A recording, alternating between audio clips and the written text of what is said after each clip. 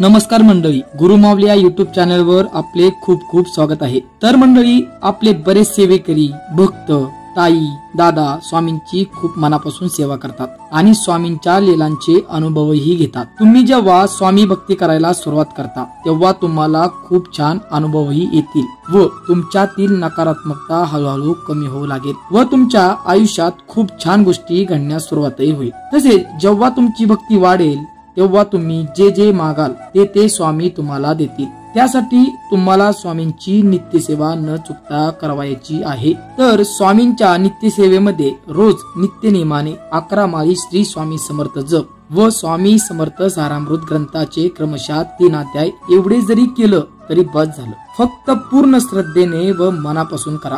स्वामींवर पूर्ण विश्वास ठेवा। जेवढी सेवा कराल तेवढा स्वामी तुम्हाला मेवा देतील, म्हणजेच तुमच्या मनातल्या सर्व इच्छा स्वामी पूर्ण करतील। स्वामी चरित्र सारामृत तुम्ही कधीही वाचू शकता, यासाठी कोणतेही नियम नाहीत। फक्त रोज सारामृत पोथीचे क्रमशः 3 अध्याय असे 7 दिवस 21 अध्याय पूर्ण करायचे।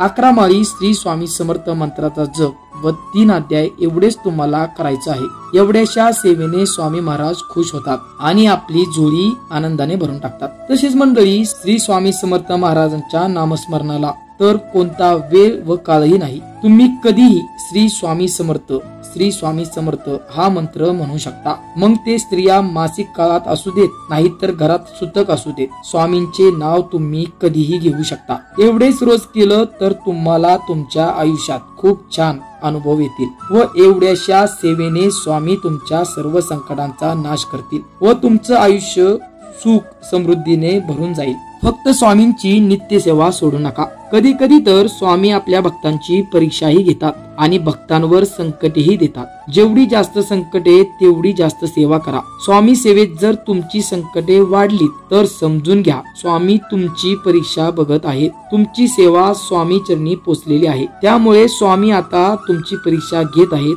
सोन्यालाही टाकीचे घाव सोसल्याशिवाय त्याचा हवा तसा दागिना तयार होतो का? नाही ना। म्हणूनच संकटे देऊन स्वामी आपली परीक्षा बघतात आणि या सोन्याचा सुंदर दागिना स्वामी बनवतात। एकदा का तुम्ही स्वामींच्या परीक्षेत पास झाला तर मग तुम्ही सर्वस्वी स्वामींचे होऊन जाता। म्हणून संकटे आले तर घाबरून न जाता जास्तीत जास्त स्वामी सेवा करायला सुरुवात करा। जेवढी जास्त सेवा तेवढे लवकर तुम्ही संकटातून बाहेर पडाल। स्वामी स्वतः तुम्हाला या संकटातून बाहेर काढतात। फक्त एक लक्षात ठेवा, काहीही होऊ द्या पण स्वामींची नित्यसेवा चुकवू नका। रोज नित्य नेमाने सेवा करा। संकटे देऊन स्वामी आपल्या पूर्वजन्मीची व या जन्मीची काय पापे असतात ती धुवून टाकतात। पण कितीही मोठं संकट आले तर स्वामी कृपेने आपण बाहेर पडतोच। स्वामी इकडे आपली पापे कमी करण्यासाठी आपल्याला संकटे देतात व त्यातून बाहेर पडण्यासाठी मार्ग पण स्वामी दाखवतात। त्यामुळे कितीही मोठं संकट आपल्यावर आलं तर आपण स्वामी सेवेने त्यातून बाहेर पडतो।